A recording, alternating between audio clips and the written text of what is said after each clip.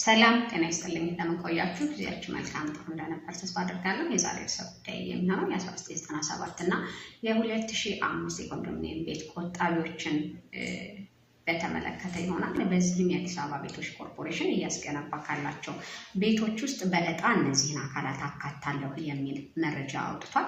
ነገር ግን እንደ ቤት ፈላጊና እንደ ቆጣቢ አክቲቭ መሆናችንን በምን እናውቃለን? ዕጣ ውስጥስ ደግሞ ለመካተት ምን ያህል መቆጠብ አለብን? የሚሉትን መረጃዎች ይዤላችሁ መጥቻለሁ።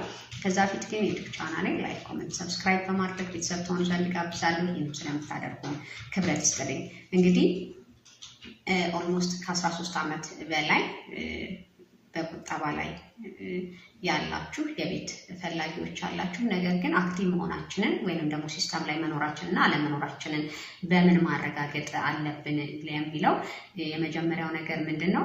የምትቆጥቡበትን ቡክ ወይንም አካውንት ቁጥራችሁን ማወቅ አለባችሁ። ከዛ ደግሞ በዛን ጊዜ ስትመዘገቡ ያስገባችሁትን የስልክ ቁጥር በመያዝ ወደ አዲስ አበባ ቤቶች ኮርፖሬሽን በመሄድ ሲስተም ውስጥ መኖራችሁን ወይም ደግሞ አክቲቭ መሆናችሁን ቼክ ማድረግ ትችላላችሁ። ከቻላችሁ አካውንታችሁን እና ስማችሁን መናገር ትችላላችሁ።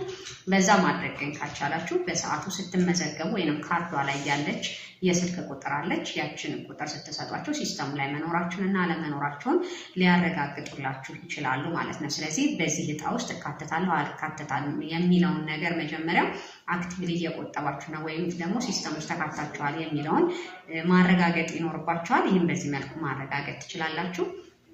ሁለተኛ የሚነሳው ነገር እንግዲህ ምን ያህል ብንቆጥብ ነው በዚህ ዕጣ ውስጥ ልንካተት የምንችል ነው የሚል ነው። እንግዲህ በራሱ የሆነ የተቀመጠ ሊሚት አለ በየወሩ እንድንቆጥብ ከስቱዲዮ ጀምሮ ባለ 1 መኝታ፣ ባለ 2፣ ባለ 3 እያለን ስንሄድ ለ20፣ 80 እና ለ40፣ 60 ፎርማት የተቀመጠ ተመን አለ በየወሩ የሚቆጠብ። ስለዚህ መስራት የሚኖርባችሁ ምንድነው ከ2005 ጀምራችሁ እስከ 2018 ባለው ወይንም ደግሞ ዕጣው እስከሚወጣበት ጊዜ ባለው ውስጥ ሳታጓድሉ መቆጠባችሁን ቼክ ማድረግ ነው። ስለዚህ በየወሩ ያን ከዛ በአመት ምን ያህል ይመጣል የሚለውን አባዝታችሁ እስከዛ ቱ ደ ሚኒመም በዛ መጠበቅ ይኖርባችኋል ማለት ነው። ስለዚህ እንዳጠቃላይ አሁን የመጣው ሀሳብ ጥሩ የሚባልና ተስፋ ያለው ነገር ነው። ስለዚህ ከዚህ በፊት ቁጠባ ማቆርጣችሁ የነበራችሁ ነገር ግን ያላወጣችሁ ኢንአክቲቭ ያላስደረጋችሁት አክቲቭ ሊኖረው ግን ብሩን ያላስገባችሁ ሰዎች የተወሰነ ያን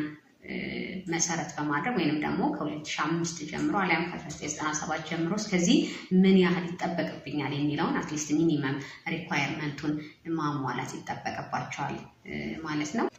በመጨረሻም የዩቲዩብ ቻናሌን ላይክ፣ ኮሜንት፣ ሰብስክራይብ ማድረጋችሁን አትርሱ። አመሰግናለሁ።